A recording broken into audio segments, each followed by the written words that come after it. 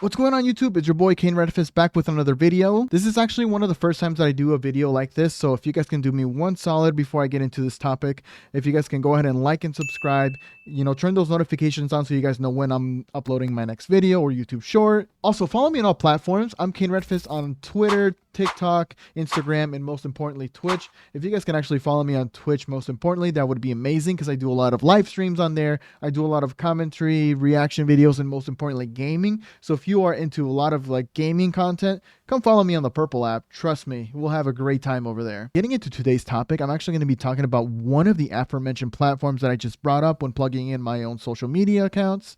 That being TikTok. If you are someone like myself that holds a lot of leftist and progressive political opinions, you may have noticed that your TikTok For You page has probably been suppressing a lot of TikToks that are criticizing this administration or just content that is very progressive or left-leaning in general. If you haven't noticed, any leftist, left-leaning creators on this app are not showing up on your For You page, and anybody who's speaking bad about Donald Trump is actively being suppressed too. Example, in January, I did almost 20 million views with only 80,000 followers. Now I'm at 130,000 followers in April. We're 14 days in and I've only done 2 million views and probably won't clear 4 million for the month. My video counts are down, my engagements are down, everything else, and I'm not alone. Oh, That's Rich, It's Luke, Aaron Parnas even. All of us are seeing our views down, and it's just an active suppression of individuals who might paint Donald Trump in a bad light. Meanwhile, over in MAGA TikTok, heinousness is continuing, misinformation is continuing, and I don't know how long this will happen or continue, but we're still pushing out content, and we're still trying to get that information out there.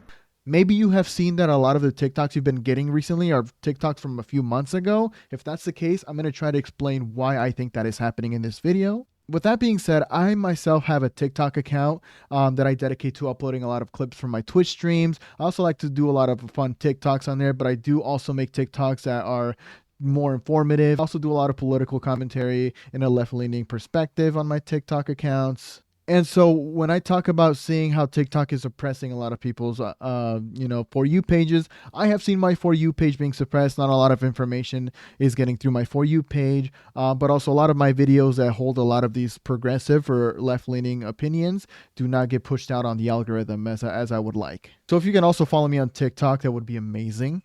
But I digress. I want to talk about how the TikTok algorithm has been suppressing a lot of TikToks that probably are very anti-Trump or against this administration, probably haven't gotten a whole lot of content regarding Israel's active genocide against the Palestinians. There's definitely not very much anti-ICE content on my For You page as of late. Probably haven't seen a whole lot of what's going on in Sudan. And most importantly, with the biggest topic that's been going on in the past few weeks, with the Epstein files dropping and our president being named in those said files. Now, when we start to get what is heavily pushed on TikTok and what the algorithm does seem to favor more is stuff that isn't very progressive at all. So stuff like culture war content, get clips from like podcasts, like your podcasters, your comedians out there making content with very ill-informed, misinformed political opinions with very little research done behind them. Then you get into really just TikTok, where a lot of the people on there don't necessarily like to talk about what is in their religion, more so like to talk about what's really behind their motives, which is white supremacy. And then you get to your looks maxing, gym talk, community, your feminine and trad wife content, stuff that pushes out a lot of dangerous, harmful, misinformed fitness advice to a lot of the younger generation, stuff that is very, very difficult to achieve unless you have infinite amount of wealth disposable to you, or just, taking shortcuts, whether that be taking harmful substances to look very jacked. All of that content being very right-wing coded. They push very conservative values, stuff that would probably appease this administration. Where we get to see a lot of this very weird censorship in the algorithm actually begins in Donald Trump's inauguration for his second presidential term. A lot of people after inauguration day actually on TikTok noticed that a lot of stuff that they would look at, that they would search for on TikTok, especially with key terms, would be very censored, looking for videos to talk about said topics or terms, as opposed to their counterparts in the UK or Europe that were still able to see these said TikToks. Then we get into TikTok being banned for a little bit. Y'all remember that fiasco where TikTok was banned for a little bit. A lot of us actually went over to Red Note. If you guys remember Red Note, leave a comment down below. Let me know if you guys are still in Red Note, by the way. TikTok did eventually return to all of us here in America, but a lot of us definitely felt a very odd vibe to it once it came back. And then this definitely starts to take a turn when you see who actually bought TikTok. So during this whole fiasco where TikTok was being, taken off the App Store for Americans and then returned, Donald Trump and his administration were pushing for an American buyer to keep TikTok here because they didn't want the Chinese spying on us, Shout out to my Chinese spy out there. I can't wait to visit China. That being said, there was an American buyer that did purchase TikTok, and that buyer is Oracle. As of recently, TikTok did actually sign a deal with Oracle and gave, the United States operations, the go-ahead to run the platform, to run TikTok. We even saw Oracle's stocks jump to at least 7% that I've read on here once they actually signed the deal here. Now, you may be asking yourself, what is Oracle or who is Oracle? Well, let me get into that. So Oracle is actually run by Larry Ellison, somebody that is very good friends and allies with Donald Trump. I mean, Donald Trump did help him by investing $500 billion into AI. We can kind of understand why a lot of the anti-Trump administration content isn't very popular in the algorithm now.